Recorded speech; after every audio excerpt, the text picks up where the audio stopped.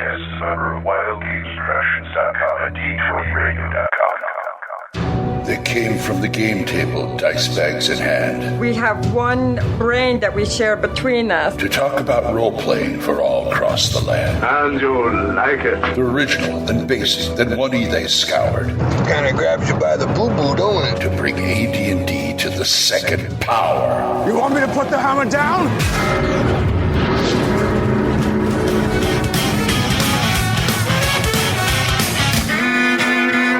Welcome to THACO's Hammer, the best damn AD&D second edition podcast ever.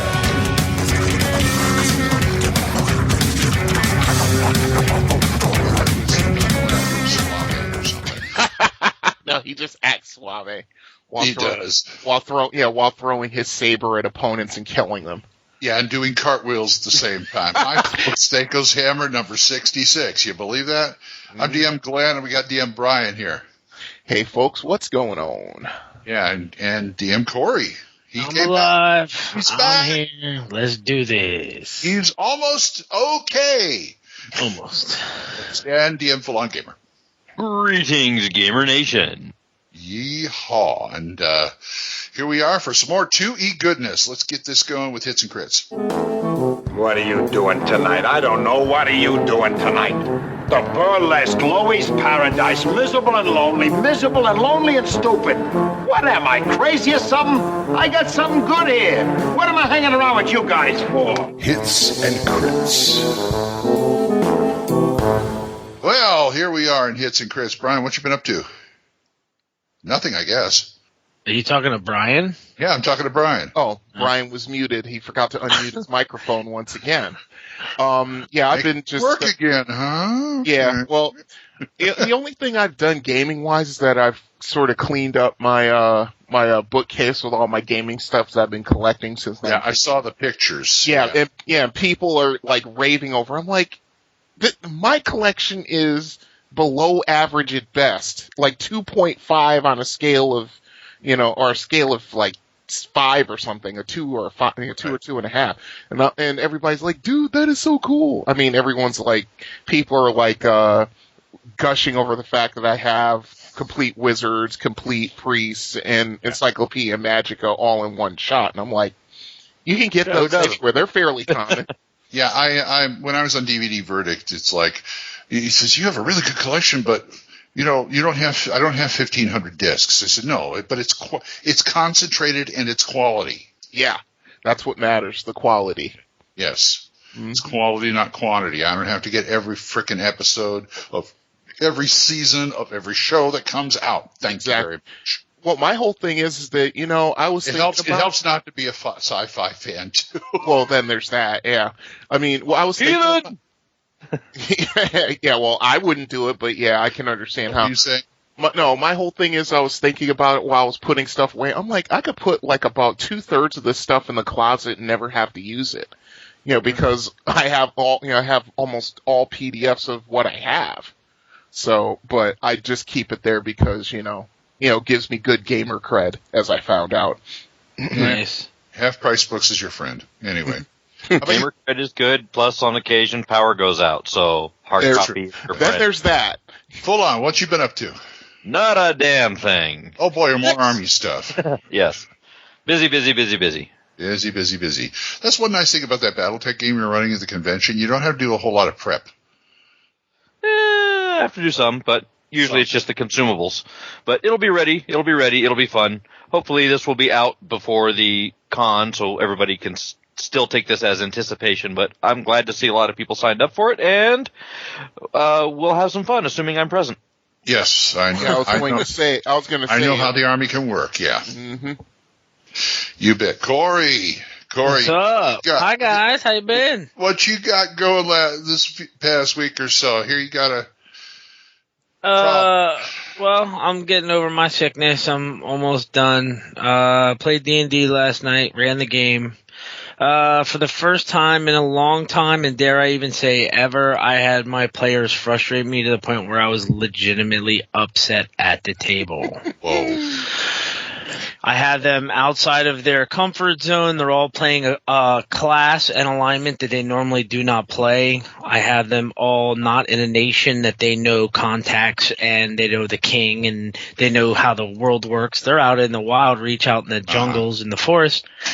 And came across a camped platoon of men that they decided to sneak in and infiltrate and pretend they were high-ranking officials from a town on the other side of the nation.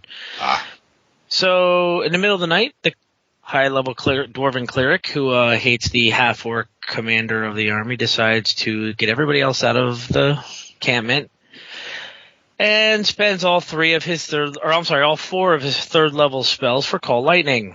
Wow. And decides to decimate the entire encampment, me failing every single saving throw there was. So it would basically fire from on high. In addition to hitting the wagon that had the barrels of oil that were being sent back. Which went on fire. Yeah. The makeshift wooden lean-tos all caught fire, and needless to say there was one person left, which was the wizard who had a ring of protection on.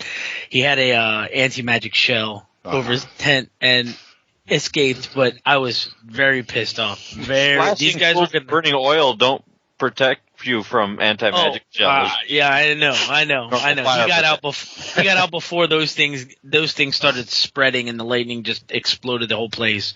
It was ridiculous. Yeah. I was planning on having this whole entire platoon hound the players and sort of hedge them and push them into town so they would be like, oh, we're in the middle of the wilderness, yet there's other villages here and towns here that aren't on the map that we know. Must be a new land. Let's explore. But instead, they just decided to decimate the entire freaking platoon, and they've been playing under you too long. Someone else needs to take the DMing reins for a little while. They've kind of figured you out, I think. So, needless to say, the one player that did it, that was the cleric. He's like, yeah, it's my last night. I got to go start working Sundays again, so my days off go back to Saturday. So I'm going to totally... what a jerk. I'm like, you're a jerk. So I'm going to screw your campaign before I leave. Thank you. That's all right. We'll get him. What have you been up to, Glenn? What, Fuller? I was just going to say, you can still have fun with that. I mean, there's still going to be the outposts and the watch riders who will bring tales of the band of people who survived and fled the lightning strike camp. So obviously they must be up to no good and they must be pursued and hunted. Yeah. Well, because I have it set that as they were talking to the scuttlebutt between the soldiers, they found out that magic is outlawed in this nation unless you're a registered mage with the government. So they're planning on going in and going, hey, we escaped from this encampment. Yeah, the mage that was with the group, his name was Various. Yeah, Various went ahead and went nuts and just started blowing the fucking place up, and then he left. We don't know what happened. He went crazy. So they're blaming the military wizard. Wow. Again, you can always have other witnesses, survivors. People who are out on the fringes. There are scouts. There are people on guard posts. People who are outside the perimeter of the camp. Maybe, Yeah, that'll work. Navifoot, the torchbearer, who is out taking a whiz on the friggin' creek. I say Navifoot because you just entered into the treacherous trio +3 or +1 category of a Hackmaster campaign, but. Oy. Yeah, pretty much. What have I been doing?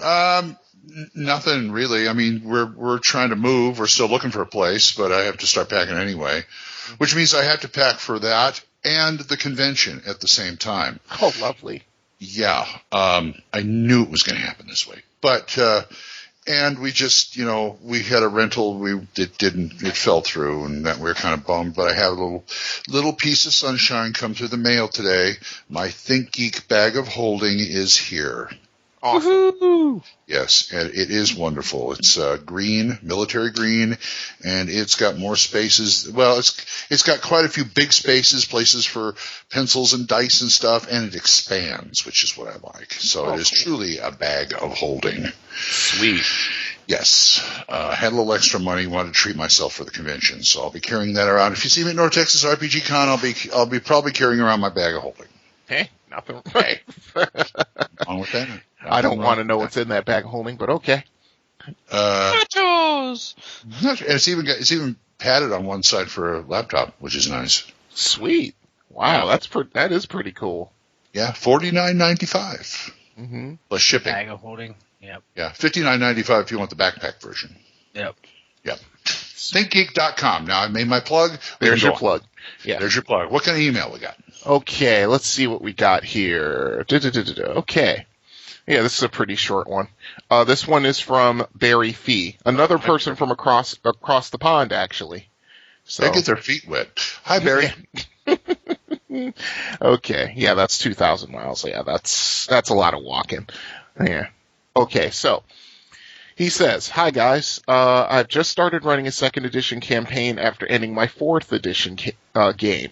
The thing I'm struggling with is spotting hidden items and spotting less than obvious information.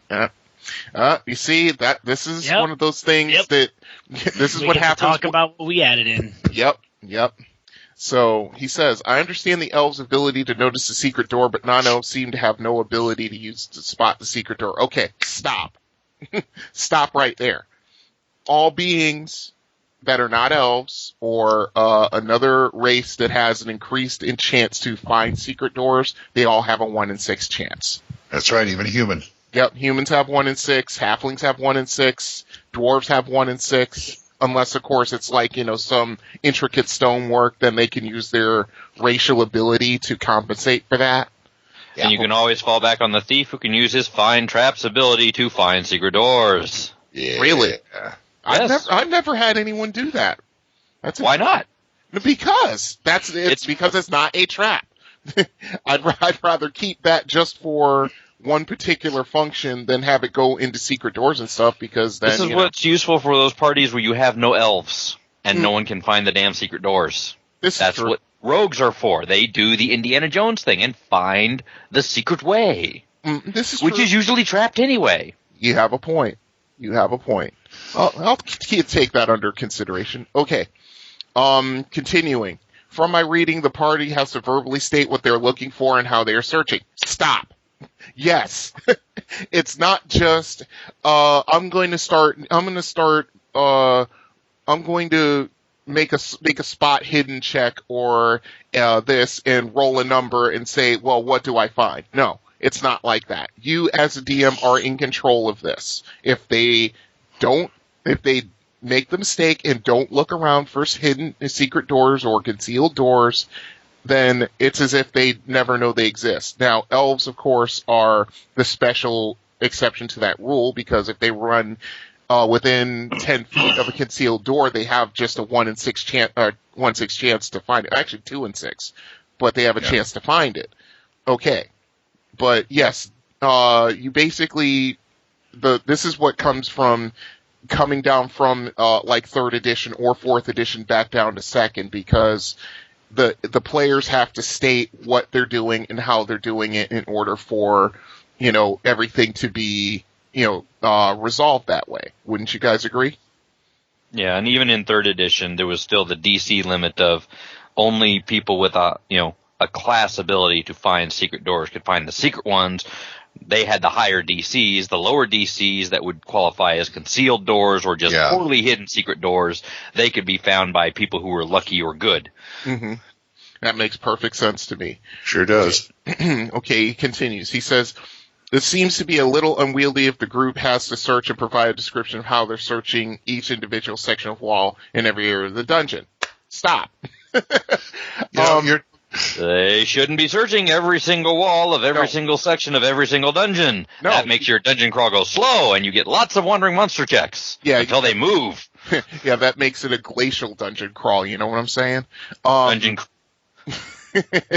Ryan's turning into the dungeon bastard here. No, I'm not. Stop! This is just one of those things where I'm like, okay, he's making a statement, he wants to know about it, okay. Stop. Sorry. I haven't watched any Dungeon Master in a long time. I don't know where this is coming from. Ed. Okay, basically all you need to do as a player is just say, we're going to search the room for secret doors, and that's that. Then you start rolling D6s, and you roll D6s, and if anybody comes up with a 1 or 2 if they're an elf, then, if there's a secret door in the area, then you find it. So, and of course, you're always within your purview as the GM if someone happens to state something very explicit that happens to coincide with where the secret door really is and how it really works. If your secret doors are detailed enough as to have a particular means and function is known, you can always give that person a bonus for, hey, doing the right thing. Sometimes it's better to be lucky than good. Then there's that. Yeah, then there's that. He says, I've heard you've mentioned perception checks. How do you calculate the perception check and when do you use it? Okay. This is a Brian thing. Okay.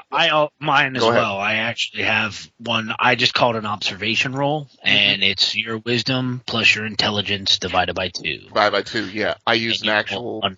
Go ahead, Corey. I'm sorry. No, I was just saying, and you roll under it, and if you roll under it, you've made your observation check. And, hey, you see that key sticking out up near the end of the bed underneath the bed frame, or hey, you notice one of those floor flagstones is not quite sitting right. Exactly. Not, oh my God, you see a hidden door that has been made and crafted by artisan dwarves of ancient Greece. No, it's an observation roll. It's not a spot super secret hidden traps and things. Yeah, my observation rolls is wisdom plus intelligence divided by 2. Yep. And with me, I use the perception stat, which was in Dungeon Magazine, I want to say 113. Not Dungeon, I'm sorry, Dragon Magazine 113. That's the original genesis of the stat. And then sometime in like the late 90s or early 2000s, someone actually took that and expanded on it to 2nd edition, gave bonuses for surprise rolls and bonuses to certain non-weapon proficiencies and bonus to thief abilities, a couple of thief abilities.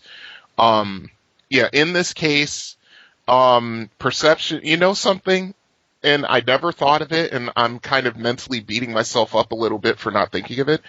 There should be a bonus to finding secret doors for a high perception score. Yes. Yeah, there should be. I don't know why I didn't think of that. But, I'm like, oh, God. Let's put it this way. Because you do not respect the half-orc, I understand. I respect that half-orc for throwing his saber and killing someone.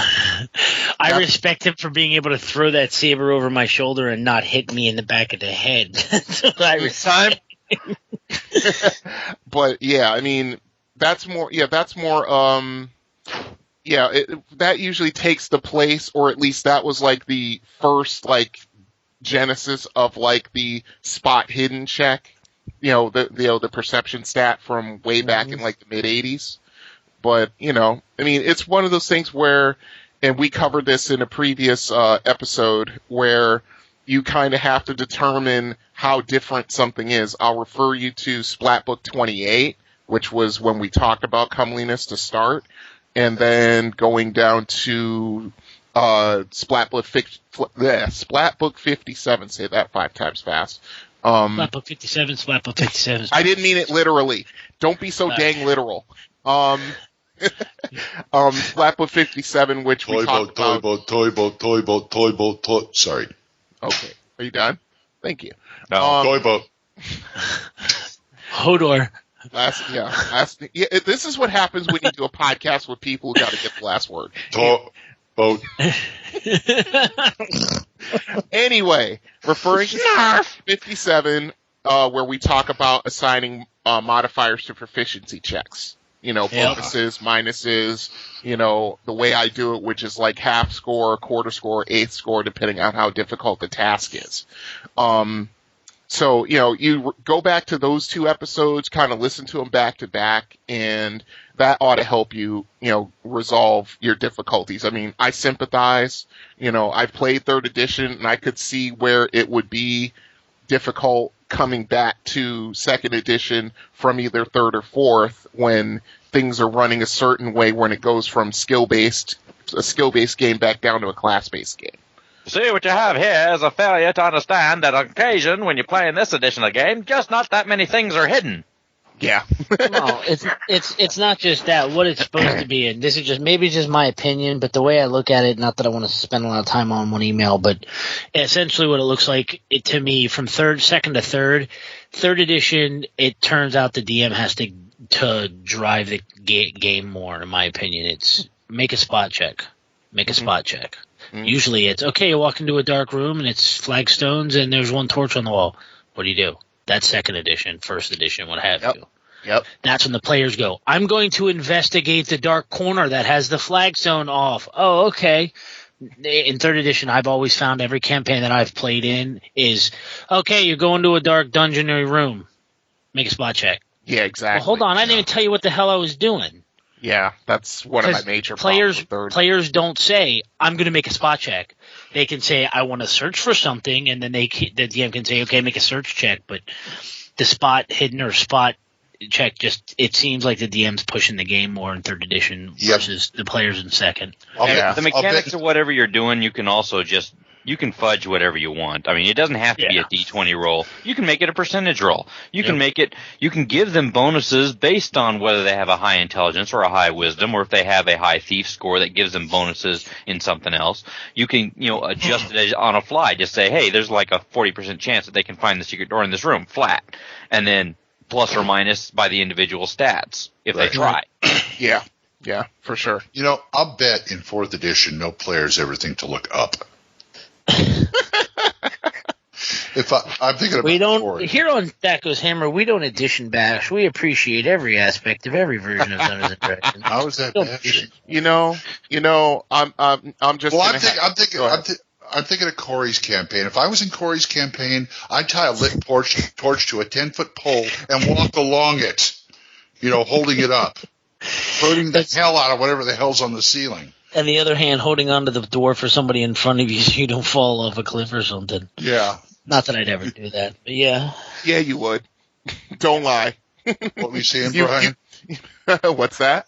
What were you saying? No, I said to Corey, don't lie. Yes, you would. It's easy. You just have a bamf happen as the spider webs that are holding up the 10-ton boulder go foop.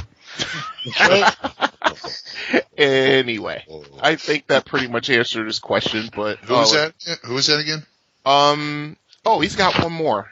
But okay, this is quick. Who is that? Who is the last guy? We want to say thank you. I'm beyond the pond. I'm still on the same email. There was one more thing. Okay. All right, go ahead. He continues, also, how do you deal with a thief with a low wisdom acting as the eyes and the ears of the group, as his low wisdom will not assist the party much if he uses wisdom skills as a basis for perception? Corey? That's called DM too much fun. Well, if your wisdom is a 6 and your intelligence for your thief is like a 12, 6 and 12 is 18, divided in half is a 9. It's strictly average. Yeah. Just because you're stupid enough not to remember doesn't mean you're not smart enough to write down on a piece of parchment with some charcoal what the frick you heard. Well, yeah. I think what he's asking is, because I think he was going to start using wisdom as perception, and that's not a good idea. No, I wouldn't use straight wisdom. Beware of the single point of failure, yes. Yes, exactly. I mean, now a thief with a low wisdom, now if the player plays the wisdom as he should, which means he's really impulsive, he has no impulse control, and he just does things without thinking and says things without thinking about it, and Kender, got it. Yeah, exactly. Constantly getting the party in trouble. Yeah. That's. I mean, at that point, the DM doesn't even have to worry about the party trying to parlay with a wandering band of orcs, because the thief's going to say something stupid. The orcs are going to get pissed and they're going to attack. I'd like to see a low wisdom thief who has danger sense. Ooh. Oh man, someone could really get hurt if I touch that. How the hell with it? Yeah, exactly. Yeah, just think about Spider-Man after like a 3-day bender. That's what that would be. That'd be pretty funny. Yeah. Wow. You don't have to min-max your characters. You can have fun playing against your strengths. Wow. Just unbelievable. Yeah, that's true, but like I said, that depends on the player more than anything else. I mean, I know you could do it, Glenn. I know the three of you could do that easily. Well, then which is why I kind of pray for that kind of stuff to come about when you're generating a character. Well, having a low wisdom thief with danger sense is almost getting into like a chaotic neutral territory. Yeah, without even an unintentional chaotic neutral. I agree. Not necessarily. It could just be more of a clumsy but lucky. True. Inspector Clouseau type? Yes. No, more There like you go. Perfect. I'm thinking perfect like analogy. Pitch Black when they're both hunkered down and he asks Vin Diesel, what is it? He looks up and goes, looks clear. And he stands up and he gets fucking hit. It gets snatched. What? And he goes, what Looks the heck was clear. that? He goes, what's it look like now? And he goes, looks clear.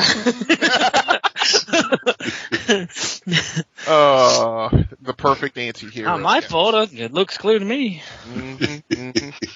Okay, he Clear enough for you to go. Yeah, exactly. He concludes with saying, "Great show. Please keep it coming. You're helping me getting back into running games and understanding the vast choices available in 2E." Thank you. That's high praise right there. Who is that again? That's his name is Barry Fee from St. Helens, Merseyside, England. Thank you, Barry. We're in England. Fab and gear. Thank you. Cheers, mate. Huzzah! Yep. I'm not, they probably don't say it anymore. Now I'm showing my age. Thank you very much, Glenn. I kind of knew what you meant. I knew you did, but everybody's going to, God, he's old. Nah. Come on. I thought you were old before that. Glenn, you're only 12 years older than me. It's okay. Really. I didn't say the number. I just said you're 12 years older than me. 12 years better. Okay. If that's what helps you sleep at night, sure. Well, we got another email. Yes, we do. All Okay. right. Ooh, yeah, let me skip over that. That's a little Brian, long. are you older? Huh? Are you older than me? Yeah, I'm 44. I'm second oldest in Now this you group. ruined it. Thanks. I just wanted you to trick you into telling. I don't care. Look where you are. Corey, you're speaking to a man who constantly outed my mother's age. Oh, that's dangerous. Constantly. Yeah. Alive. Oh, my mother. There were some days where if looks could kill, I'd have been a pile of ashes on the ground. That is true. Okay. You got. Okay, here's a rather easy one. This is from another DM, Glenn, actually. Aye. Okay, he says, "Greetings, Hammermen. I recently picked up..." What? Time. Oh, Sorry. Are we not men? We wield hammers. Yeah, here we do. Yeah, but it was funny because he was making fun of Brian. Stop. Yeah. Every time. Yeah. And all of a sudden we're doing Jocko Homo. So go ahead. Yeah, I'm gonna have now. See that does it. I've been debating for a while to put a soundboard on the laptop that's sitting to my immediate right and making that our sound effects for our shows. Now, Shut up! I've been trying to do that for years. Well, I'm gonna do it. Damn it! You just tip the scales in that favor. Okay, he says. I recently picked up a box load of second edition material for $25 at a pawn shop. Wow. Oh, what shop? A pawn shop. Oh, pawn. Okay, go ahead. Keep I did not say porn. That's what I thought. Dude. I'm like, what kind of porn shop has D&D books? I'm there. Yeah, no kidding. Okay, he said, I'm going to start up a new group and play said edition and wondered if you have any advice for someone that's only run the newer editions. We're seeing a lot more of this now. This is cool. Back to the classic. Give me that Yes. again. What is he doing again? No, He's said wanting to know how to run older editions after backtracking from more recent editions. Right on. yeah, and there is a lot of this going on. I'm tickled pink right now. Let's see. He said, if there's any Pinko. advice you could offer, let me know. Hope to write you guys more often. The other DM, Glenn. With Nice. 2 N's, not just one. I know. Let me say from my mother's side of the family, good on you, mate, for coming back to older versions of D&D. Yeah, this is awesome. Any words of wisdom I could give anybody, since I've DM'd all 4 editions that have been numeric. Oh, you didn't do 4th, you did 3rd, right? No, I did 4th. You did? Oh, I didn't know you did 4th. Yeah. Okay. Oh yeah, Continue. yeah. The only one I haven't touched is the non-numeric one, which is the new one, which is D&D Next or whatever it is. Which apparently they're not going to put out till 2014 because they're still play testing it. Which is why impatient people are going for the edition that has stuff out there. Us. Oh, this is going to backfire on WotC so bad.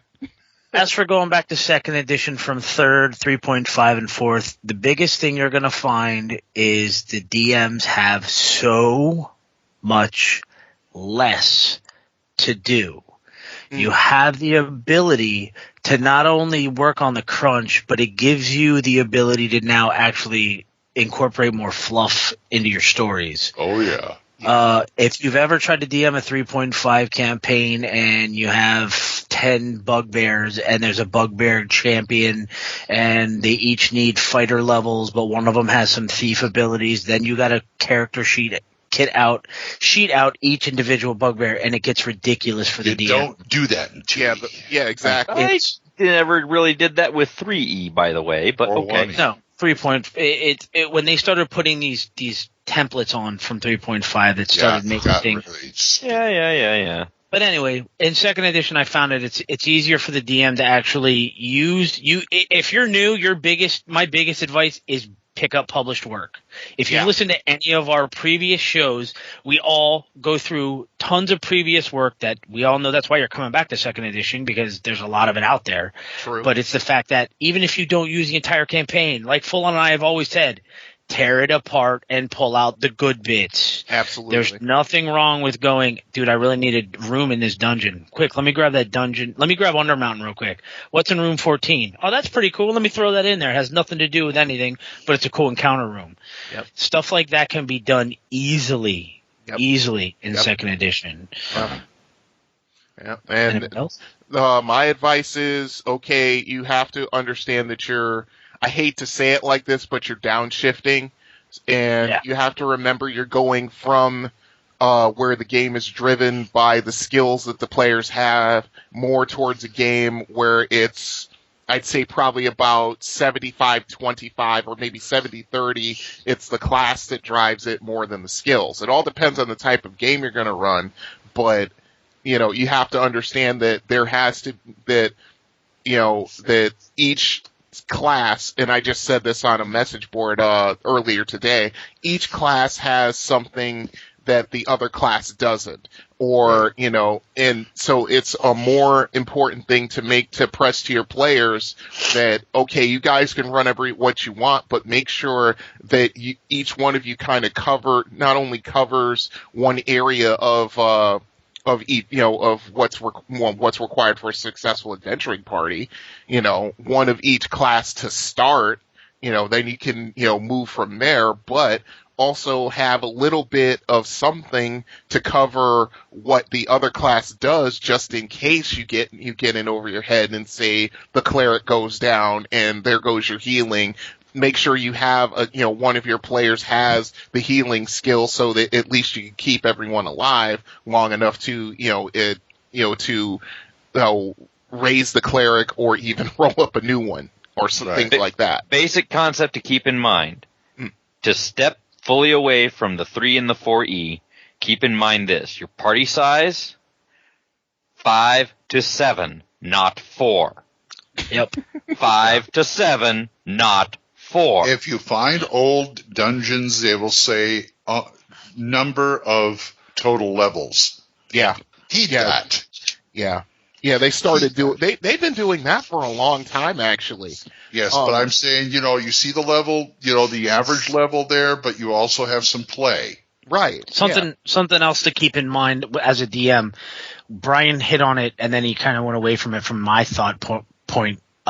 Gear down, but when I say gear down, I mean pick up the Monstrous Compendium or the Monstrous Manual 1 from 3.5 or 4. Grab the Monstrous Manual or any of the Monster Manuals from 2nd. Grab a Monster Manual from 1st, and I want you to look at the hit points for a Red Dragon. Then look at the damage that a Red Dragon does. Yep. Now I want you to do the same thing for a Hill Giant. And do the same thing for a Lich. You will see that there is a power ramp that has gone from first edition. First edition you can equate to like the Dragon Slayer movie or even Excalibur. Second edition to me, and I hate to say it because it is a kind of movie, but second edition to me is kind of like the Dungeons and Dragons movie. Which one? Third edition and 3.5, in my opinion, start to become very cartoony as far as power levels. Right. When I can make a half-orc with a high dexterity and give him exotic weapon proficiency and give him a spike chain, and the feat of trip at 4th level, you cannot hit me. That is the kind of power build that you're not going to see in second edition or even first. Well, there's a couple ways to break second and third, but you're not going to have these people who go with. I've noticed with third edition, people go, "This is what I'm going to be at 20th level. I'm going to go here, then go here and grab this and grab this. I'm going to do this. I'm going to prestige to this, and this is what I'm going to be at 20th level." You don't have that in second edition. Mm-hmm. Second edition is more, what am I going to do next level? Okay, I think I'm going to take a level in cleric because we don't have a cleric in the party. Mm-hmm. Hey, I wasn't planning on that. Hey, that might not be towards my level 20 character, but it builds the character's story up more, in my opinion. Like I said, it helps with the fluff to go, well, back a couple years ago we lost our cleric, so I decided to pick up the cleric's abilities and, follow his god because that's out of respect. That's what I do for my friend. You don't get that in third 3.5 in the games that I've played. I want to see your half orc with a train. Actually, I see it the other way around. I see that happening more in third because it's much easier to multi-class in third than it is in second. Well, but okay, multi-class abilities, but I'm talking about the other thing is if just in case you find that it just doesn't go down well, downshifting all the way immediately, you can bridge by working with the skills and powers, the combat and tactics, and the rest of the black books. You can basically do everything that you could have done in 3E with 2E using skills and powers, combat and tactics, and all the rest of that stuff. Spells and magic. Spells and magic. That has unofficially been called D&D 2.5. It is essentially the stepping bridge between 2 and 3. Second and third. It is the abilities of third in the second edition books. Yep. It's still usable. Which are all optional. Yeah. Yes. Which gives you an excellent stepping stone. If you have a whole lot of 3E product that you want to use in your 2E game, you can backward convert through it. Yep. It ain't easy, but you can. No, it's not easy Ascending armor class, descending armor class. But I digress. And remember, what? That's simple math. And speaking of simple math, I want to add one final comment. THACO is easy. Use it. It's simple math. You don't need a frickin' chart. Screw the repeating 20s. It's going to happen anyway. Well, yeah. I never understood that quote or that phrase, but we'll get into that another time. What, repeating 20s? Yes, I know. That's a first edition thing for calculating THACO. That was one of the first things I threw out. Yeah, that's the first edition people complaining about second edition THACO. Which is funny because THACO is in first edition, but I'm not going to get into that either. Let's end this email and get into the show. Well, THACO is back to basic, but yes, okay. Right. Is that it for the emails? Yeah, that's it. All right. Remember, you can send us to an email at thacoshammer@gmail.com and a number. Corey? The number is 1-405-806-0555. Well, you give her the sex line again? Yeah, 1976. 976 Hot Glen. So Hot Glen on Glen Action. Wow. No, it's 1-800 Corey's Chromatic Orbs. That's right. Let us move on to people skills. The face is familiar. It's mine. And so it is. Oh, yes, of course. It stands out a mile, doesn't it? He's so common. A little lady comes in here and starts throwing her butt around. What is that supposed to do? All right, forget I said anything. Maybe I will. Well, that's pretty good. Don't tell me you weren't looking at it. Well, that's not half bad. She's giving it right back to you. People skills. People skills. Okay, sharpshooter kit from the Complete Book of Dwarves, which is on page 61. Correct. Or if you have a low intelligence, it's a dull shooter. But anyway. I've never seen a kit with a character so tightly tied to a weapon. Yep. Well, Archer is the same thing. Blade Dancer? Yep. Yeah. I mean, he takes his minuses if he uses any of the crossbow, if he can't fix the bolts exactly the way he needs to have them, and that kind of thing. Yeah, you know what this is? This is the obsessive compulsive dwarf. That's all this is. This is the one with the... but it's one of those things. Yeah, that's the one thing you'll see. You see a dwarven sharpshooter. You see this dwarf carrying a heavy crossbow on its back. It's made of, exotic materials, mithril and all kinds of alloyed steels and things like that. They cannot start with hand weapon specialization. They're limited to short weapons, daggers, and hand axes. So they got a little bit. At least they got a backup weapon. Oh yeah. Well, see. The problem with this kit compared to the Elven archer is, I'd make it more even. Is it give him the skill with the trick shots and things like that, and also give him the penalty with melee weapons, because this is all they do. If they're not shooting invading monsters into their dwarven holds, they're on a range somewhere, and they are just plowing bolts into a target from 100 and something feet away. And I would totally be down with combining a couple weapons into that crossbow and making it his melee weapon of choice. Right. Oh, fixed bayonets, reinforced pistol buttstock. Oh yes. Oh, I get what you're laying down. It's sort of make him a close quarter skirmisher with crossbow. Mm-hmm. Oh yes, I could see that in a very easy, short, hot minute. Mm-hmm. And you know what? Goodies, bennies, +1 to hit, and boy, when you hit 13th level with a light crossbow. Yep. 5 in 2. Yeah. 5 shots in 2 rounds. Yep. Wow. Yeah, and a specialist without the kit only does 2 shots around. That's and that's the whole thing. And this is where where it separates from the archer, because I'm sorry, but the way they finally got it right in combat and tactics is that crossbows have a greater range and they hit harder and they go through armor easier, but they don't fire as fast as regular bows. Right. And a sharpshooter, it almost gets up with a light crossbow. He almost gets up to an archer's purview.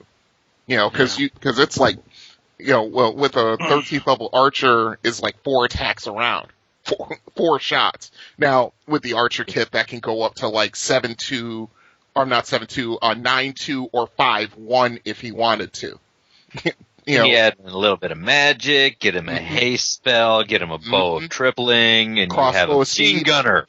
Yep, crossbow of speed, and you have a light archer friggin' machine gun. And this is how deadly he is with his own personal weapon. Using his own personal weapon and his personally sharpened bolts, he can, with a light crossbow, he can do 1d6 damage versus any size creature. And something? And that's the fun. This is before they fixed it in combat and tactics, because in combat and tactics, it's 1d6 +1 straight up. So I would even modify it to where in his hands a light crossbow could do 1d8 +1 and 1 to 10. He can do the damage of a heavy crossbow with a light crossbow.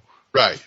So and then you add his sharpened bolts on top of it. He gets a +1 to damage with it. And his rate of fire, depending on what level he is. Oh boy. Yeah, exactly. Now if he loses his custom built bolt crossbow or has no time to sharpen his bolts, he loses that ability. He loses those bonuses, yes. Mm-hmm. Yeah, and then if he has using another crossbow, he has to use it for 1 to 4 weeks to break it in. Then he gets his bonuses back. Right. I just wanted to make a really obsessive compulsive dwarf shining his crossbow, and he's always telling people, yes, the silver inlay is from all of the teeth that I've pulled from the dead grandfather 7 generations back. And he's got this long story about his crossbow, and at the end he's like, I call her Vera. Oh yes, I was going there if you weren't. Where how do you find that and he calls her Vera? I've got the scenario of how when you're firing ranged in a combat, and the DM, to me, in my basic game, other DMs they do, how many arrows do I get back? And he rolls. He says, okay, you get 3 arrows back unbroken. Or something like that. I'll bet this character cries over every bolt he loses. That's another hour and I've got to spend sharpening these things and putting on the flight so that they rotate just right. Either that or he's the guy who's gonna be extra compulsive on what he does, and he's gonna sign them all. This one's for the orc. Yep. This is for the lich. This is Fred. I remember Fred. He shorted me in the bar. I can just see the human cleric stomping his feet, tapping his foot, going, listen, Thorgrim, we're not stopping after every combat so you can have a burial ceremony for your broken crossbow. How the hell not happen again. It's like he'd probably name some. How did I get you lost what? I lost Artie? Yeah, like losing a family member, exactly. Yes. Our See, I'd let him multi-class into Battle Rager the instant somebody cast Warp Wood on his quiver. Oh! Mm-hmm. Or his crossbow. Yep. Yeah, because there's still wood elements, unless it's all made of mithril, which would be interesting. Or it's enchanted. Mm-hmm. Yeah, it gets a bonus. But yeah, I mean, I like how they made it just a little bit different than the Elven Archer, but there are certain things that they probably should be sharing right off the bat. Such as trick shots and stuff like that. They also have something else that they mentioned earlier that I know you guys just skipped over really quickly because you didn't want to mention. What? Just in case your campaign includes it, these are also the guys who are going to be your musketeers with the arquebuses. No. Sorry, what? Yeah. Smoke powder, bang powder, boom boom, yeah! Yeah. A dwarf hunter with a freaking arquebus. No, wow, thank you. Anyways. Hey, it was here first. The dwarven pistol let it know. arrows. With the dwarven rifle. Is any of you guys seen, oh god, now I just forgot Wanted? I do have the miniature for the dwarf with no name. Thank you very much. No, you ever seen the movie Wanted? With James McAvoy and Angelina Jolie? And how... Huh? Of course. Okay. You remember, towards the end of the movie when he got his father's rifle and it was like completely customized? Yep. And he could shoot targets from like 10 miles away. Yep. I could see a sharpshooter with that. If I put black powder in my world, I know I would have a dwarven sharpshooter wandering around as Colonel Mortimer from A Few Dollars More with the customized, on his horse with the customized shots with the thing on his thing like this. It's like, Tom Selleck, have a dwarf Tom Selleck as Quigley. No, down under. Yep. This is my dwarven buddy MacGyver. Oh, let's see. He's got like triple specialized in. Let's see. No, that'd be my tinker. Weaponsmithing. No, that's my tinker gnome. The tinker gnome would be a sharpshooter's best friend for one of those. They would. Firing mechanical crossbows. Yeah. That would basically give yourself the Van Helsing crossbow. But the scope on that thing would be like 3 foot tall, and it would have like 18 dials for wind. So the gnome built it. Wow. I can see a fantasy version of the Wild Wild West with a tinker gnome as his Artemis Gordon, and it's a sharpshooter dwarf out there doing government work for the king. Yep, I could see that. I could certainly see that. But, this is a good kit to have, although, I'm sorry, but we all know that if most players had a choice, they take either like the Axe for Hire or like your character, Glenn, the Myrmidon or the Battle Rager. And it's like, it's a shame because, a party gets, deadlier by a force of magnitude when you have an archer or a sharpshooter in it. That's true. Someone who's that good with a bow or a crossbow where he can just, he can almost dominate the battlefield just by himself, especially if he's like, shooting from cover or, pulling a Legolas, doing broken charge shots on charging goblins on wargs and shooting the wargs to make them fall and, kill the rider. Oh yeah, my favorite is him stabbing the Uruk and then pulling it out and shooting it at somebody else. Stabbing him right in the forehead. Yeah. He just pulls it out and goes boom. You could do a dwarven sharpshooter and Battle Rager team, and the Battle Rager has a big like red or glowing like I guess like a sensor on his back held by a string, which is the other end's being held by the sharpshooter. He sends the Battle Rager. No, he sends the Battle Rager 25 yards into battle, and he's counting down. And as soon as he hits 25 yards, he yanks on the string, which drops the sensor down. Now he's got a distance marker. Yep. Go get him, Chewie. No, I thought that was just going to be the Battle Rager just jumps on the ogre, grabs hold of him, and he's the red dot. Oh, there you go. Just have continual light put on it. You know what? There he is. Okay. You know what? I would add one thing to this kit. What's that? Since he's very, very limited in his hand-to-hand weapons, I would really push for a unarmed system. Oh, an unarmed fighting style? Like give him ranks in unarmed fighting? I'm not saying like a monk or anything, but no. I know what you mean. Yeah, Dwarven martial art for you. Taekwondo leap, boot to the head. Yeah, there you go. Or the cap. Brawling, something like that. Mm-hmm.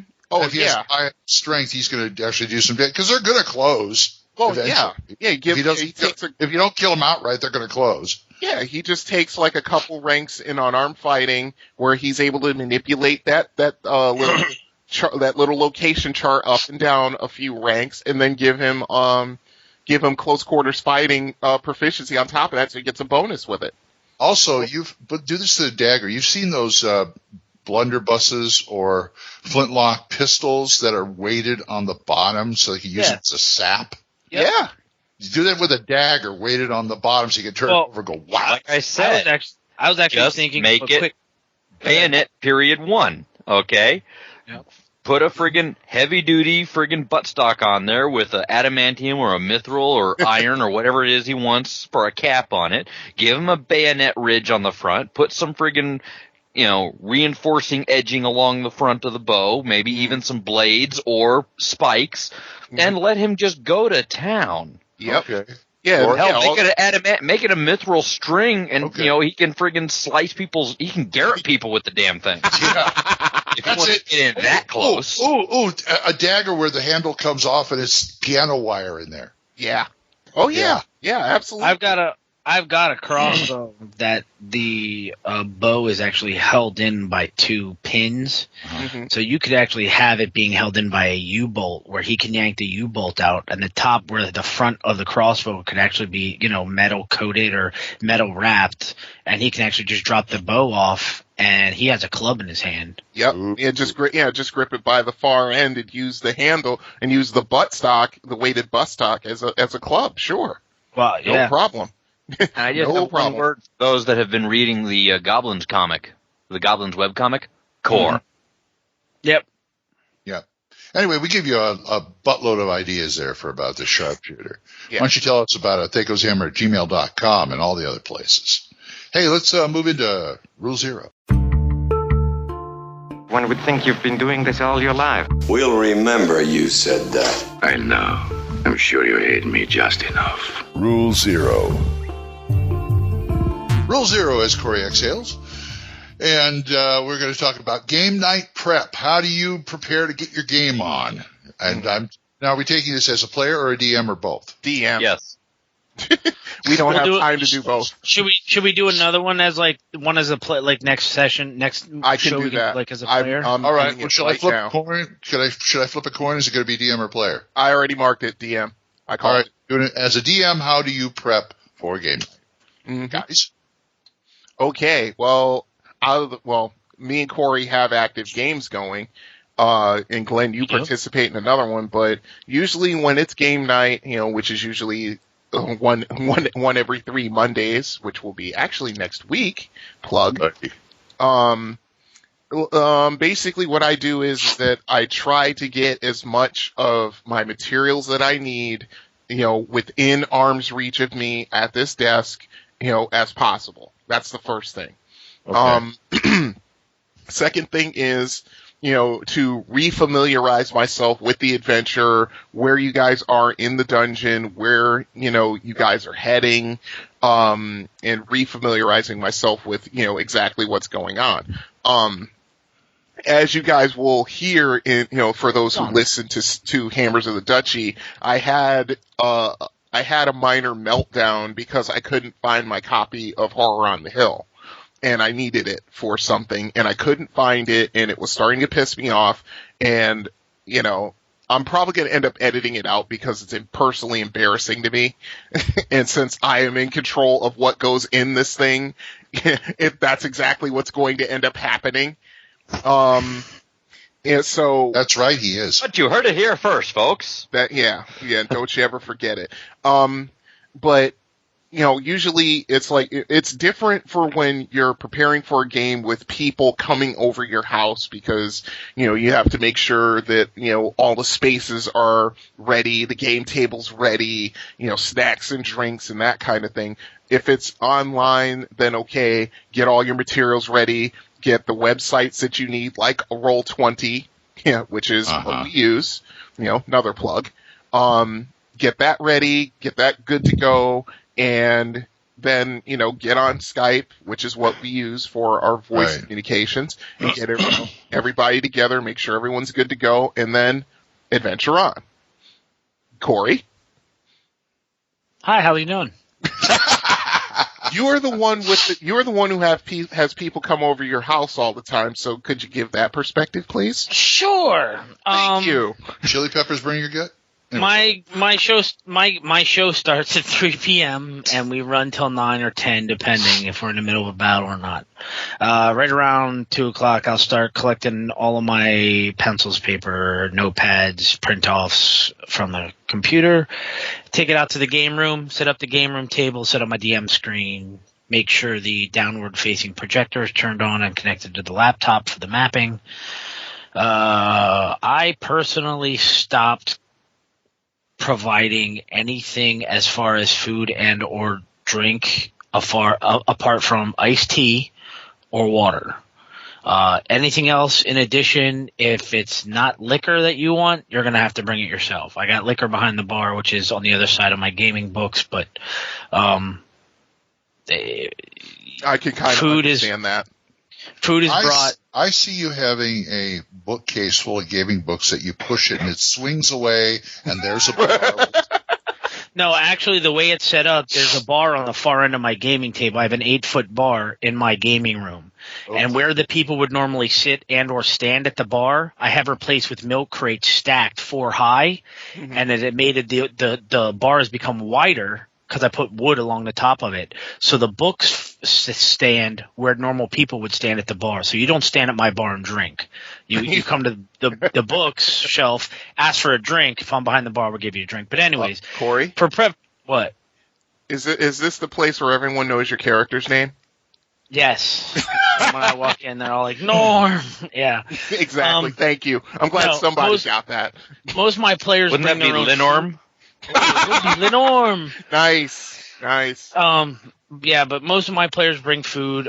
They all know that since I provide the electricity, I provide the entertainment, and I'm the one who spends his week at work. I hope my boss isn't listening. Working on the campaign beforehand, that they're the ones who are going to cook and or do dishes, usually, or provide me with sustenance. I make sure the table's set up for enough people. I got certain people with certain needs that need to be met. Certain players, back problems, certain chairs. Right. I'm sorry. No, back problems, certain chairs. Can't sit at the wooden bench because I have a wooden bench running along the wall below my map of my world. But other than that, preparing the table, game night prep, dice are out, and I usually make sure that the music is on, and I play either the D&D Midnight Syndicate soundtracks or my slew of medieval/fantasy type movie soundtracks in a random loop in the background off the laptop while we're waiting for people to show up. Or you could go on the internet and play RadioRivendell.com. Oh yeah, I had to plug that. .com. Yeah, Radio Rivendell. Yeah. That's like Lord of the Rings, fantasy music, like tons of fantasy RPG music, movie from soundtracks on a loop. Yeah, you could listen to that for like 12 hours straight and never hear the same. Probably just pulling it from they're probably pulling it from my iTunes cloud, but anyway. I think they've been in existence for a while. I've had that bookmark since like 2003, or something like that. Yeah, they've been in existence for a long time. They have like a music server, and they just transfer it out and transmit it out into the interwebs, and yeah, it's good stuff. Definitely good. A lot of people who come over to my game are already either A, veterans of my games, or B, they read the rules ahead of time. They've been over and they're like, hey, you play D&D. I'm interested in getting in the game. Okay, well, read the rules that are up on the wall. If you don't follow the rules, you can't play here. It says don't be a dick. Yep. No, that's rule 0. I have 10 commandments on my wall for playing D&D at my house. Okay.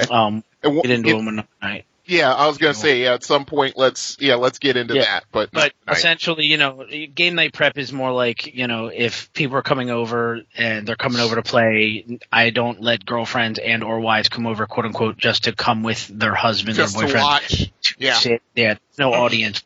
D&D. No children. If you need to bring your child, we can go without you for a week. Stuff like that. How about children at the game? I have no problem if a kid is mature and alert and non-ADD enough to actually focus and play the game, so to speak. Trust me, when I started playing, my first Dungeons and Dragons character was the Batman. Okay, I was 7. So I completely am not going to be hypocritical and be like, no morons on my table under the age of puberty. No, I'll allow kids at the table, if they want to play, but. Mm-hmm. Yeah, but they've kind of got to have it on the ball a little bit. Yeah, it's sort of like Glenn's grandson, who's kind of learning the ropes a little. They welcomed him with open arms because he's mature and he plays well. Mm-hmm. 3 out of my 5 core members have kids, and we've set up a night because friends. We've set up a night where I DM for the kids. I've done nice. Oh, that's so cool. They know what daddies do when they go to Uncle Corey's house. Right. They get older. If they want to join the big boy table, they're welcome to join the big boy table. But until then they learn real magic, right? In the inner circle. You're a wizard, Harry. All right. That's about all I do. How about you, Fawn? Well, I'm more of a get people over to the house and play with them if at all possible. So I do also the prep the room. I get the whiteboards out and make sure they're clean and clear, or have the current edition of the map up. I get the pieces of Dwarven Forge I need to have my hands on ready at hand, possibly even laid out already. I don't do the big reveal thing unless it's like at a con where I can have everything laid out and then just reveal the dungeon as it goes. I just put out what they're in, and if they go somewhere else, I put out where they go. Make out any props that I like to do a lot of props. So if I have props for the evening session, I work on making sure they're prepped and ready and printed or available or crafted or whatnot. Get the miniatures out that I need.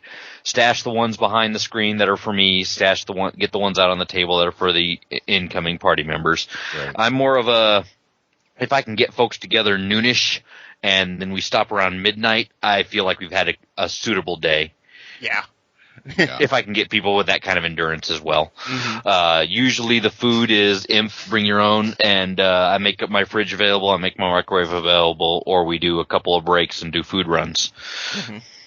Or possibly even a collective buy-in on pizza or something like that. Right, yeah. For the standard, gamer fare of wonderful diet. But yeah, I am happy to have people over. I'll take anything in the way of gamers. So if you got significant others, I've got another room that's full of sci-fi and fantasy DVDs and movies, and I will let them boob tube away out of the way of everyone else and keep them occupied. Yes, I'll take kids at the table because, hey, I was a kid when I started. I was 8. And as long as they're ready, hey, let's get them at the table and get them playing. Yeah, and corrupt them early. Yeah. Oh, yeah. Educate. Expand their minds, like and I said, make things available. Get people out. Get people out and about. And depending on the group that we have, it could be any number of things. So I've been in groups where we played. It was the same game all weekend long, depending if it was a 2-day weekend or a 4-day weekend or whatever. Other groups where I only had certain people available certain days. So we might be playing D&D one day, Vampire another day, BattleTech another day, different DMs, whatever. If I'm going to be setting up as the DM, I make my throne area everything reachable. If I'm going to be a player, I present an area for the GM to occupy, and I take my place at the table with everyone else. Yep. Okay, that makes sense. And try to reach out and provide assets. I got the music available. We can have background music. We can have mood lighting. We can have any number of things. Right. Yeah, because and folks, I've seen pictures of Full-On's gaming room. It's pretty damn cool. Pretty damn cool place to be. That's the old gaming room. That's the North Carolina gaming room. Oklahoma gaming room is larger. I have more floor space and a different layout, but it's similar.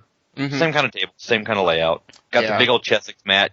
Got room to draw on that, or throw the Dwarven Forge down, or whip out a couple of the giant whiteboards I got that are grid dotted, so we can whiteboard anything that's going on. I can have stuff up on the walls. I can have stuff up on the table. Mm-hmm. Whatever. Right. Yep. Yeah. Go ahead, Glenn. Your turn. Oh, is it? Okay. Yeah. If I'm running something, I'm usually scrambling about an hour before, I got the table here, and we're playing D&D, make sure I got all my monster cards written out, and I made my own monster cards on 3x5s, And, it comes in really handy because I do hit point totals on there and everything. Right. If I'm playing the game, and I always have I have the Battleman out with the vis-a-vis marker behind it's really great too. Like, okay, you run into 5 skeletons, which I didn't plan for. Okay, well, look in the book, write them down on the Battleman real quick. Okay, let's go. We don't have any music or anything like that because I'm pretty much a bare bones. In fact, we usually use dice for characters and monsters. Mm-hmm. As far as kids go, well, I let kids game because I was not a kid when I started, but hey, I got grandsons and kids love it, and I love seeing them get into it. It's just I don't want to think about the corruption thing. I just love the wonder and the creativity that come out of those. Oh, yeah, absolutely. Yeah, I was just joking when I said corruption. I know, but that's it's been a long-running joke between Glenn and I, folks. No, it's standard kind of like D&D banter. Corruption happens at Uncle Corey's house. Oh, Wonderment and excitement happen. Corey, careful! You'll wind up on a list. Careful. Yeah, wrong kind of corruption. Get your mind out of the gutter. Well, you're the one who said it, in the fact. Not Chris Hansen. Okay, I'm not going there. I actually had the first time I played D&D with Gage and Gavin, the 7-year-old. Nice. I had to pull out minis. Oh yeah, because the youngest one would not play unless I pulled out the little statues. Yeah, he liked that. Like, I don't want to pull out them. All right, fine, we'll pull out them. I got about 2 dozen minis, half of which are painted of. I don't have like gobs and gobs of like goblins and stuff like that. I've got like single adventure, so the monsters become dice. So, but they have a character. So, that's pretty much what I do. Mm-hmm. Well, see, when I first started playing, I was 1980? Yeah, 1981. So I was like 12. And the thing is my first gaming wasn't at a table. It was over the phone with somebody, a friend of mine. Wow. It was like, that was just when Call Waiting came out too. So it was like me and my best friend who lived next door and this other kid. And he DM'd us through stuff, and I had character sheets, everything like that. And it's. I can kind of relate. I was thinking about it. So you had 3-way calling, and you can play 3 people. Yeah, nice. Exactly. No, you can do more than 3 because a third person that's added into the call can then put you on hold and get a third person. I've had 9 people on a phone call once. Yeah, wow. we've had as many as 5. But yeah, I mean, and I remember that wonder, and there's a part of me that kind of laments why I don't quite have that wonder anymore. Because I'm not 12 years old. I'm 44. I love the game, and I love playing a game. It's like, when you played over the phone and not even so much face to face, you were forced to use your imagination more. And God only knows I had with kids. With kids, the wonder you have wonder, but your wonder comes from watching the wonder and creativity of them. Yeah, it's almost like it's like, sure. Sorry, grandson. I'm sort of living vicariously through you now. Okay. Hey, nothing wrong with that. I could have been Gary Gygax, but I couldn't get there, so you got to do it for me. I could never see you doing something like that. You're right. And that's the cool thing about when you and I first met back in 2011. I remember this yesterday. Yeah. I remember this conversation. Hey, I got a guy that I talked to on Dragon's Foot. Let me send him an invite to see if he wants to join this freaking. Then somebody who will remain nameless, who is not currently on the show, goes, I don't know. And then me and Glenn said, screw it, let's go invite him anyway. No. What he said was, I don't know. I'm not sure about that. Something like that. Not mentioning any names. Yeah. But we love you, Dad, Mike. I remember meeting Brian, like it was yesterday. What was your name again? Yesterday. Anyway, give us some game prep stories. We want to know how you guys do it. Maybe we can get some tips off of you. Oh, yeah, absolutely. Yeah, THACOshammer@gmail.com.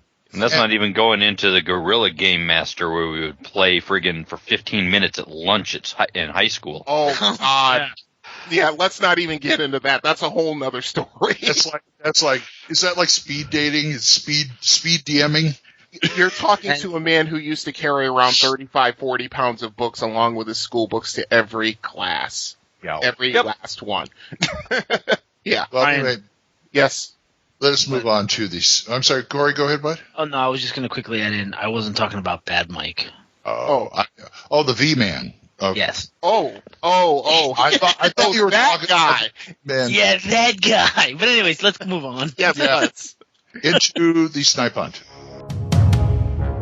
If you only had a living brain. What do you think? Escaped gorilla? Listen, you're making enough noise to wake up the dead. I don't have to wake him up. He's up. It's time for a snipe hunt. Here we are in the snipe hunt, and it was Vince, by the way. The Silver Dragon, which is in the Monstrous Manual on page 79. Speaking of snipe. And if you've got the Monstrous Collection 2.1, that's page 607. Oh, did they do a new update on that? No, this is the one. This is the one that I've had for over a year now. Before we get into the specific Silver Dragon, can I just state real quick, of all the different incarnations and all the different books that they've done, the dragons and their stats and their loadouts, maybe I am jaded, maybe I'm biased. I freaking love the stat tables at the bottom of every dragon page in the Monstrous Manual. Aren't those nice? Baby, Yes. you ain't kidding. I haven't seen those in third. I haven't seen them in fourth. I didn't see them in first. That chart is so freaking awesome. I love it. It's a lifesaver for me because I've been doing stat blocks, and once I got to the dragons, I'm like, oh my god, this is going to be such a nightmare. And it wasn't. I was able to do like one particular dragon, all 12 age categories in 20 minutes.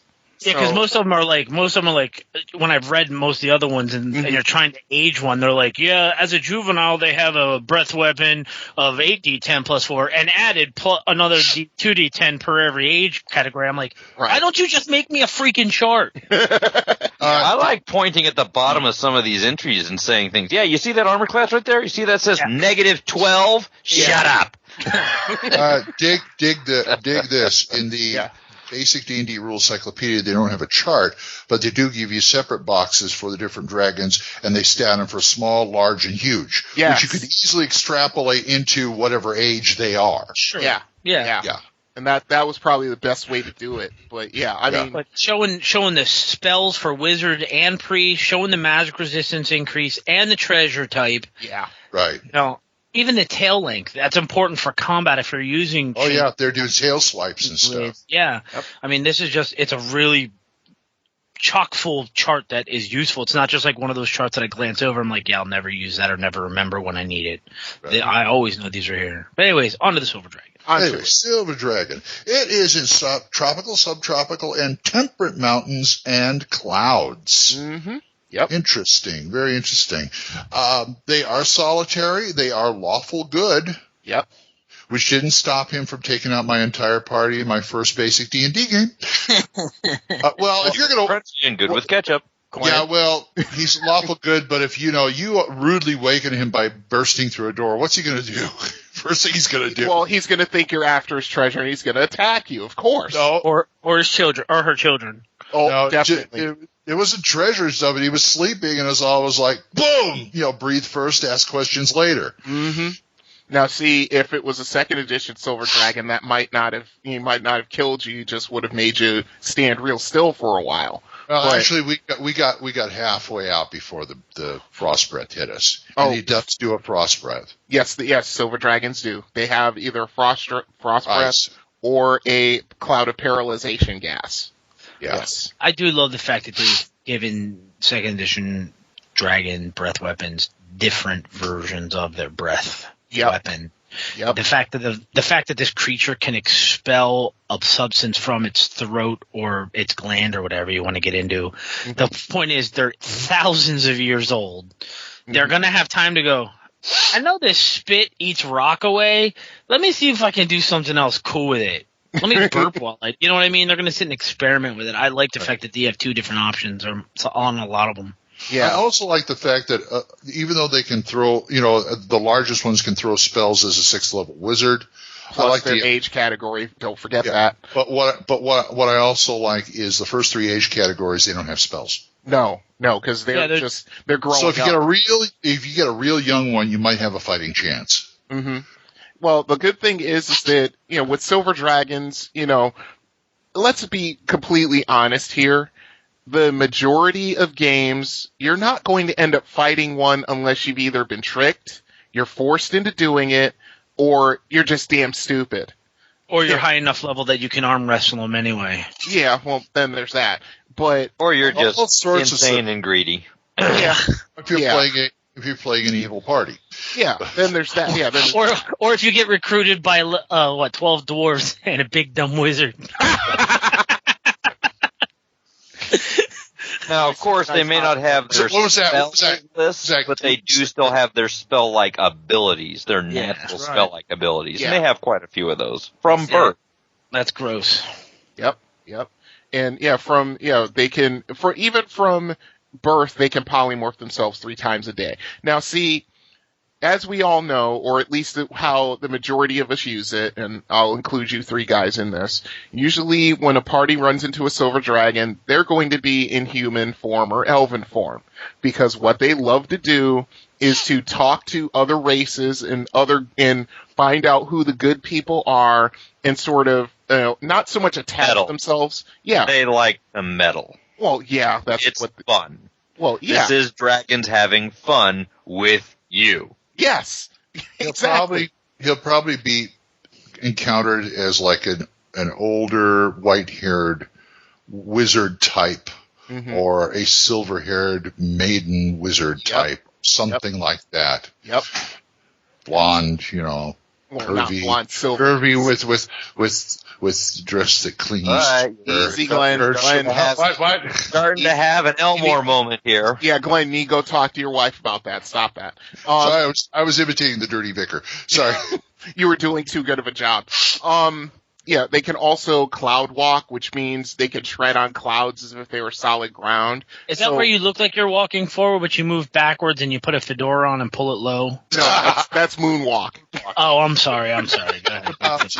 I'll bet cloud giants like them. Yeah, good. Yeah, they call them Spot. Here, boy. Yeah, good aligned clown giants will have silver dragons as friends. Sure, absolutely. They can, but as they age, they gain more spell powers, Featherfall, Wall of Fog, Control Winds. Now then they can do Control Weather, which is actually pretty important because, then they can do spells like Call Lightning, like Corey referred to earlier in the podcast. Then of course, there's the really fun one. When you run into an old silver dragon, they can reverse gravity. So you can be standing on the ground and talking all this smack to an old silver dragon and be like, "Oh, really? Well, down is now up, and next thing you know, you're flying in the air uncontrollably." I've got a wonderful setup here of a silver dragon with a humongous hoard of money and jewels and stuff sitting on it, and an evil party comes along and tries to fight him and rob him. He'd just walk off his hoard. He'd do wait till they get near him, back up, do reverse gravity on them, followed by the horde. Yeah, that's. And then drop him on the ground and let the horde drop. Yep. I just imagine one of Glenn's cartoons, a cloud giant and like a silver dragon sitting at a bar, and the cloud giant just rips one, and he's like, "Dude, you smell that?" And the dragon controls winds. Nope. Yeah. Just close it right back on him. Yeah. Nope, I didn't smell a thing. What? But I mean, the whole thing is that usually when they're used in campaigns, they are a benefactor of some sort, or or even if the DM really wants to use one of the big D&D tropes, you'll find that one of the characters has a romantic interest who is a silver dragon, and then of course you get half dragons wandering around after that, But how you do that? Yeah, that's kind of the whole thing. But, let's think about Dragonlance. That's one of the major story arcs within that thing where one of the elves fell in love with a silver dragon, found out what she was, and he couldn't deal with it. Because he was just, a prick of an elf. He's that whole... Well, that's my personal kobold in the head here. Nice. They were doing that with all the dragons, not just the silver ones. Look at Onyx. Yeah, that's true. That's true. But, that's where it comes. I mean, one of my little, one of my favorite, encounters to use on the deck of encounters is a silver dragon. The party will be wandering through the forest. I shouldn't even be saying this because I might use it, but to hell with it. They're wandering through a forest and they see, an old man being attacked by, whatever it is. I can't remember what it was, but if the party helps them, I remember what it was. Yeah, they find the old man in the forest, and there are a bunch of humans chasing him around, accusing him of being a witch. They got torches and pitchforks, the whole deal. If the party helps them, then then it's sort of it's a test for humans to see, are these good beings or not? And, if the party helps him, the DM awards the party experience points. If not, then of course he changes into a silver dragon form, and then, all hell breaks loose and things like that. But, they're more of a test than anything else for a party. Or they could be, like I said, the party's benefactor, or they've hired the Silver Dragon's hired the party to guard its lair from whatever it is while it goes and attends a conclave of dragons or whatever it is. My favorite thing to do to dragons, aside from making them Forgotten Realms dragons, which just means doubling all the sizes and doubling all their actions because they're automatically hasted before they even try to cast haste on themselves, is to apply that Dragon Magazine lovable article about giant strengths for dragons. Yep. Yeah. Yep. Do that also. Yep. Oh, yeah. Because it's not just 1d8, 5 to 30 per claw bite. It's giant strength. 1d8, for goodness sake. 1d8. Right. What? That's the way dragons should be. Yeah, then no one's going to go up against dragons because they are one step away from godhood in power. No, they're not. Yes? No. Depends on your table. Okay, but yeah. I've always had fun at my table. One of the things for preparing for game night is I also have all of my McFarlane dragons kind of in handy reach scattered throughout the room. And when worst comes to worst, if things go wrong, I reach up and grab the giant latex red dragon of Kryn, put it down in the middle of the table next to all the miniatures and say, "This is the encounter. Are you going to do anything smart or stupid?" Oh, for God's sake. What? It happens on occasion. Yeah. Oh, I believe you. I honestly believe you. I'm just one of the main ways I've used Silver Dragon is the same good test, but what it is most of the time the players have been tasked with getting rid of a pesky dragon in the mountains, and what they do is they come across a giant furball in a cave, a massive cave that is his home, and he turns and tries to talk to him. And if the players ignore the talks of the Furbog, who literally is ignoring the attacks or trying to, right. And he's trying to talk to him, and if they don't calm down and start talking to the Furbog, because, like you say, silver dragons from birth can polymorph 3 times a day. Yep. It's the silver dragon, testing to see the mettle of the players. Mm-hmm. So, yeah, that's one of the ways I love turning them into other creatures that, may not be as evil as first viewed. And see how the players react to it. Remember, character is what you are in front of a polymorph dragon. Something like that. Yeah. Getting back to the stats, I mean, a hatchling. A hatchling starts with an armor class of 0, and it only goes down from there. I mean, by the time you get to a Great Worm, it's -11, never mind any magic items it might use, because silver dragons are exceptionally intelligent, so they're going to use magic items that they have in their hordes to defend themselves, protect themselves, whatever they may need to do.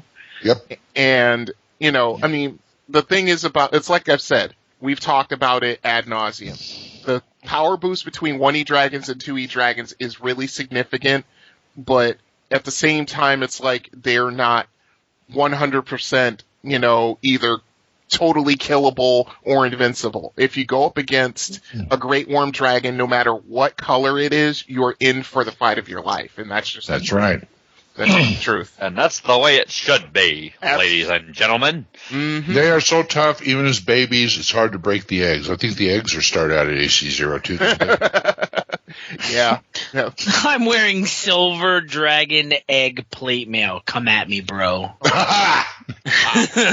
And a lot of good races would be absolutely pissed at you for having silver dragon. Not if it was gifted to me by the silver dragon mother for a job at Task Quest done before. They wouldn't know that. Why would you judge me, evil townsfolk? People. Yeah, I mean, happens all judge the time. me not by my eggshell codpiece. I shall now have to destroy you. I'm sorry, wrong game.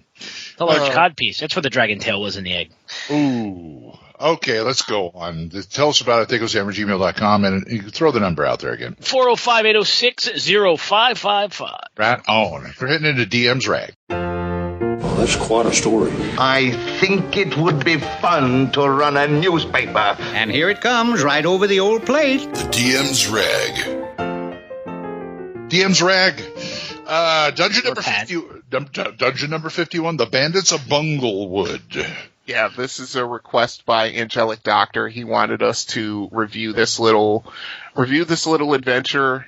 And I use the term almost literally. It's not that huge, but because it's for kobolds. Yeah, well, I saw what you did there. Yeah. Well, it was kind of unintentional until I realized what I was doing. Then I just decided to go with it. Sure. Yeah, really short. We're dealing with Tucker's kobolds. Not quite. Tucker's kobolds. You see, this is more acceptable to me, this adventure, than Tucker's kobolds is, because the premise is good enough. I read the premise. Basically, 7 kobolds fled their tribe after failing to steal a magic horn from their chieftain. Horn of Fog. Yeah, Horn of Fog, no less, yeah. And they use that thing to actually good effect.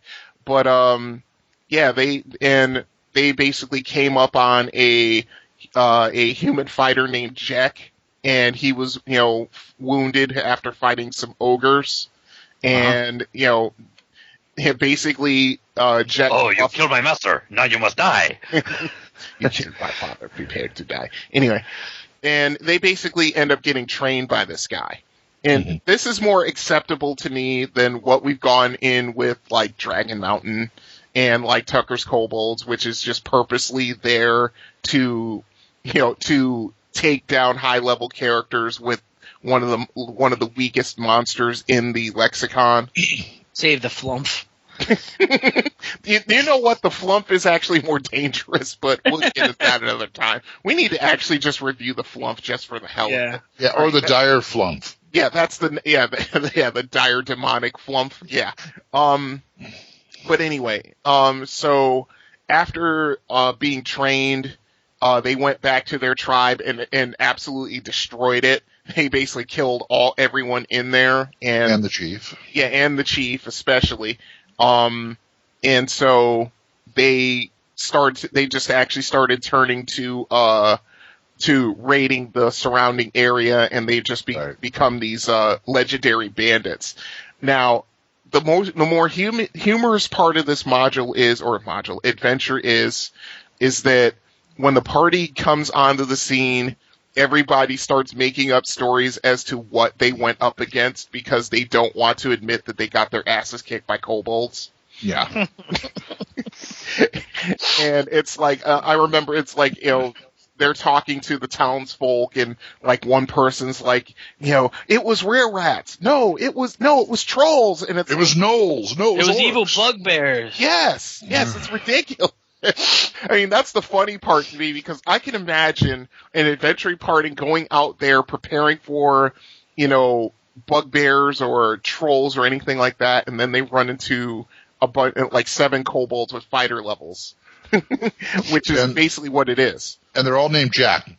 Yeah. Jakk. Actually, it's like it's kind of like the Lectroids, John Big Boutte, John Parker, John Smallberry. So they're like Jack Snotnose, Jack Little Lump, Jack, Zark. Yeah. Yeah. I could definitely work with these guys. This is my kind of people. Oh, yeah, I would think. Yeah, So, I was thinking that. And it's called the Company of Jack, or as I like to refer to them, as the Jack Ops. Oh boy. I could definitely see this as being one of those Oriental kind of movies, like the Seven Deadly Venoms and the Seven Deadly whatever.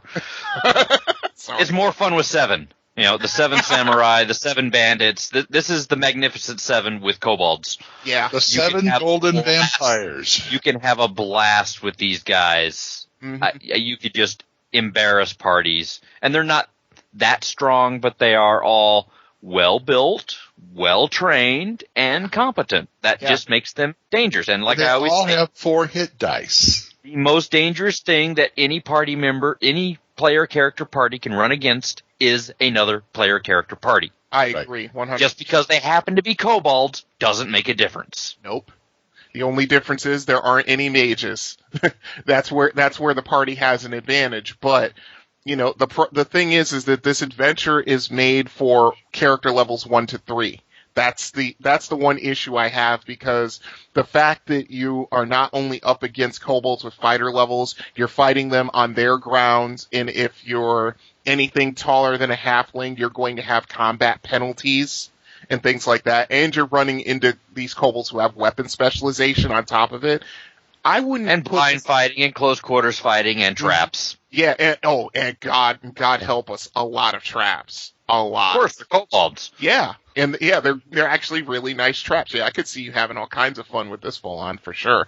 But the fact that the author put this at 1st to 3rd level is kind of disingenuous, because at 1st level they would get slaughtered.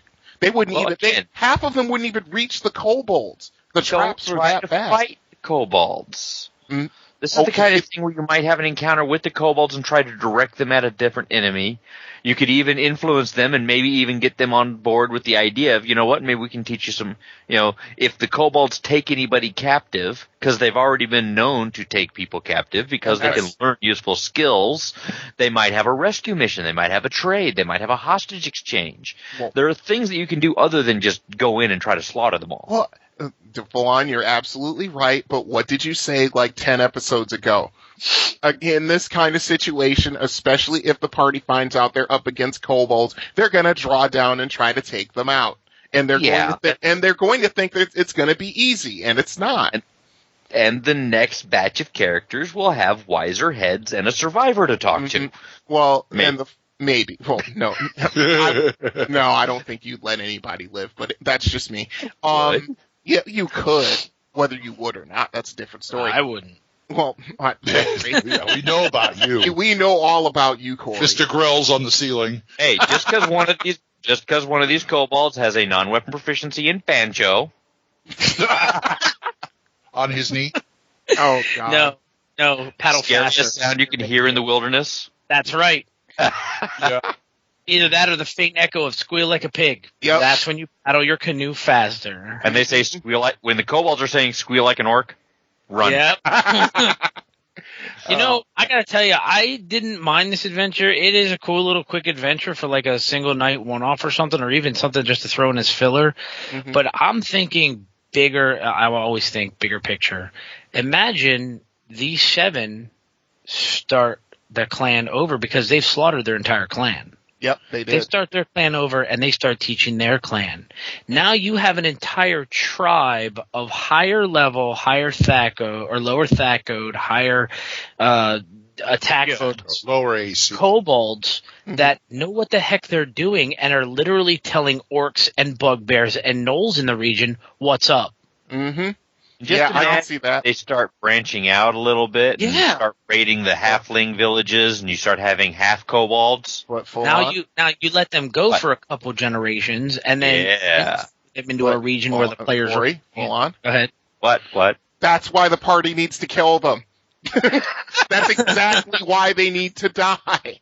Because if left to their own devices, if they find female kobolds and they start hatching little kobolds and they start being trained from the time they can walk and fighters at the age of like 10. These guys would start seizing like young lizard ladies and freaking troglodyte chicks and the occasional halfling. I just had the image of an orc walking into the kobold camp to make peas, and the little kobold goes, "This is Sparta!" And he kicks him in a hole that's only 1 foot deep. That's great. Oh, that's where they buried the bag of devouring. Oh God, exactly. But getting back to the adventure before we get off too far on, extrapolating forward if these guys aren't taken out. The thing is that the reason why the party's going in the first place is because one of the villagers' daughters, of course, has been captured by them. Of course. So they can make little kobolds, yes. Bigger kobolds. I would, I don't want to go that far. Bigger half kobolds. One of them is called Jeff Snog. So, Jack Snog. Jack Snog. Oh, boy. Oh, God. Oh, God. Yeah, and he's got 2-weapon fighting style and short sword specialization. Yeah, 3, 1, 3, 2, or 5. Yeah, I can just imagine being cut to pieces by that guy. Yeah, that would be rather embarrassing, sure. But the whole thing is that, the kobold lair itself is very small, but it is the path to it is laden with traps. And where they live, the ceiling's only 4 feet tall, so anything taller than a halfling is going to suffer attack penalties, like I said, and AC penalties. I'd give that too, that's for sure. And then they know the area, they know how to conduct hit and run attacks, which is what they're going to do. So it makes, being attacked by these things, rather, I won't go so far as say ignominious, but you're not just going to be able to bust up in there and just, just take over the place and just, kick butt and take names. No, it's not going to happen like that. They have the advantage of the terrain, which, as Full-On can tell you, being sergeant in our armed forces, that is like one of the best advantages you can have. Here's another tip for those people wanting to play a second edition game and they're forgetting that they have to not think in 4-member parties. Again, the numbers. Yeah. Entrenched defenders, 4-to-1 odds in your favor. Thank you. Yep. Easily. So there's 7 of them. Yeah. So, yeah, if you want to do a frontal assault on them, come with 28 dudes. And be prepared to have at least half of them die. Otherwise, be sneaky.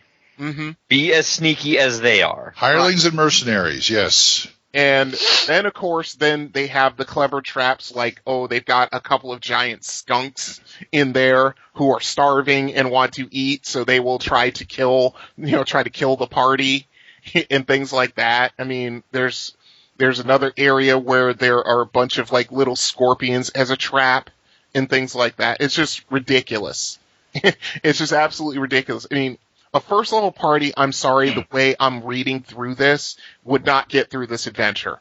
Well, again, this is one of those things where they should have a number of forays. It's going to take them a while to actually get to the caves after making the initial contacts. Mm-hmm. They're going to get their noses bloodied and back off. They're going to get their noses bloodied and back off. They might drop a kobold or 2 on the way. And they should be... Yeah. Excuse me. Be 3rd, 4th level by the time this is over.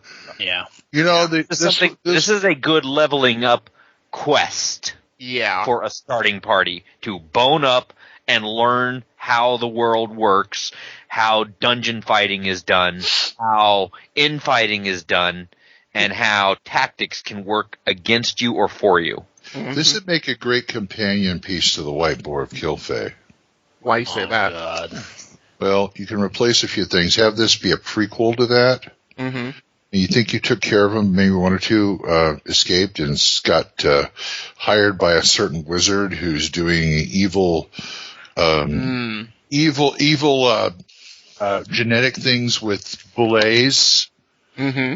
Oh, jeez. Gets hired as defense and... Didn't we do another dungeon campaign where there was a goblin with a funny name? I believe so. I can't think of it offhand. You could totally have him be like the lone survivor from these 7 deadly venoms. Oh yeah. Yeah. And Go ahead. you could drop this thing right in the middle of Night Below. If you were tired of dealing with the blue goblins, you could deal with the kobolds instead, and have just Special as much Forces kobolds. Yeah, that's a better choice. What? The bounce.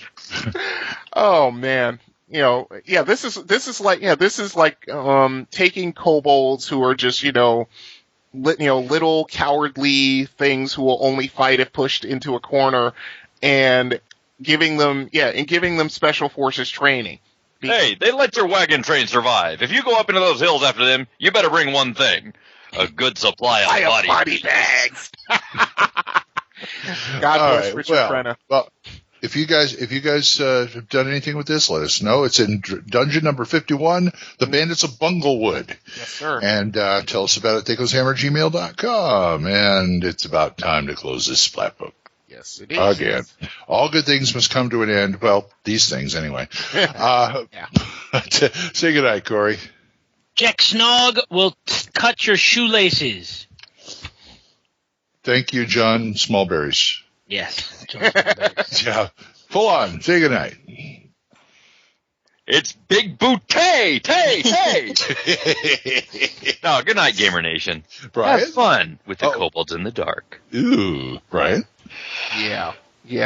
That's one of these things. Yeah, if you see all 7 of them and they start doing the Three Amigos dance, run away. You're not gonna live. Just run away. We are the 7 kobolds.